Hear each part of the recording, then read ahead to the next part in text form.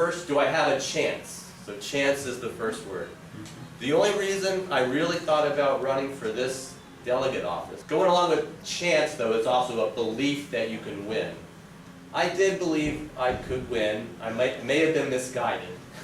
A misguided belief, but I felt like I could win if things rolled my way, certain circumstances happened. I had a belief. And the next word is opportunity.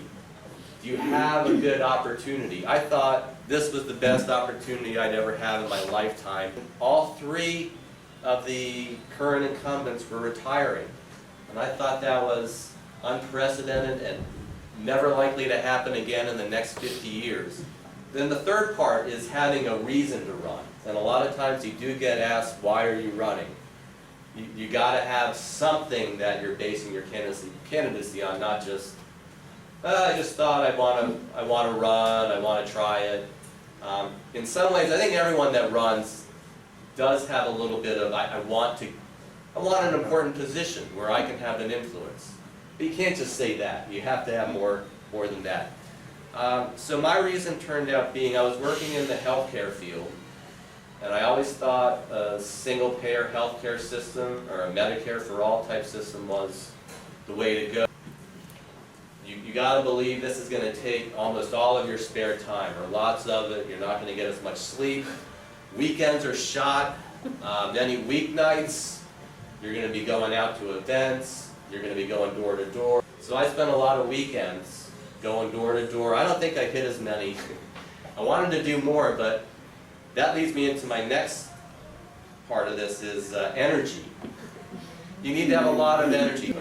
I only had enough energy for about 4 or 5 hours of door knocking, or less maybe. So you gotta, if you're ever gonna think about running, you need to think that you need to put a lot of energy into it and time, because if you don't, it's not enough.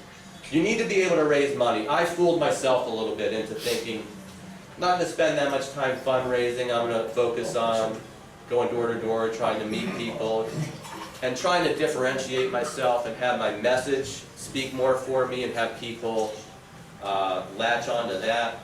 But I think I fooled myself. You need money. So you need to have a plan for how to raise money, because you can't get your message out enough without it. One thing I did learn that I would do if I did it again is you can't be afraid of asking for everything. And you should, I think in retrospect, ask everyone you meet who's interested for a contribution. You can have a conversation first, but my mistake was not really asking everyone for a contribution, because you need it. And if you feel good about why you're running, then it's a justified ask, because you would do a good job and you would represent that person well. I think a lot of it does come down to money. If you're thinking of running, you gotta think about, don't think of money as a bad thing. Think you gotta raise the money, because money does start helping with endorsements and with connections, and starts opening doors. And if you can raise money, you can be considered more viable, which does have an impact on everything else. And then these things tie together. Tied to money is, do you have good connections? What kind of business are you in? What kind of people do you know in your business or in your social life or in your community? I didn't really plan to run again, and then when this opportunity came up, I did decide to run again. But I didn't keep up connections, which would have helped, or I didn't make more connections. It definitely helps to have connections, business, political, community. That leads into another word of political support. What you're doing right now, if anyone here is thinking of running, this is a great thing to do, is to be involved in a political club, get to know people all through the Democratic Club, be involved in the political community.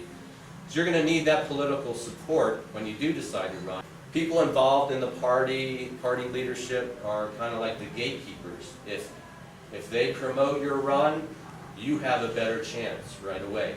And political support is tied to money also. If you have current political office holders supporting you, that can result in contributions to you. If you have a family, if you have kids, the family is going to be involved, and the family is going to feel it when you run. Your time is going to be less, You're going to have a lot of conflicts with, do I do something with my family, or do I go campaign on the weekend? Or how do I do both? Do I have the energy to do both? I put my wife in the book a lot, but I did have to have a negotiation. She had no idea I was thinking of running for about 2 or 3 months. It was just in my head. I never said anything. When I finally said it, she wasn't happy. She was like, well, you say you don't have time to do the things you're doing now. How are you going to have time? I said, well, I'll make as much time as I can. It actually really helps if you have a family that's going to be out with you. If you have kids, wife, brother, sister, whatever, that's part of your core team. But a lot of people running have a job and have to work and have to keep making a living while they do this. And you may have no idea what your employer is going to think. And I had to go through a long, drawn-out process. I was working for a healthcare professional association of trying to convince them that I could, if I happen to be successful, that I could serve in the legislature and we could work out an arrangement where I could still keep my job. I would just work less during those 3 months, or maybe not at all. And it would be a good thing to have someone in the legislature that knows the issues of the healthcare profession, could actually advocate. I tried to pitch that, but they didn't buy it. After a long time of kind of not really giving me a definite answer, I finally got a letter saying that if you were successful and if you won, basically you'd have to leave your job.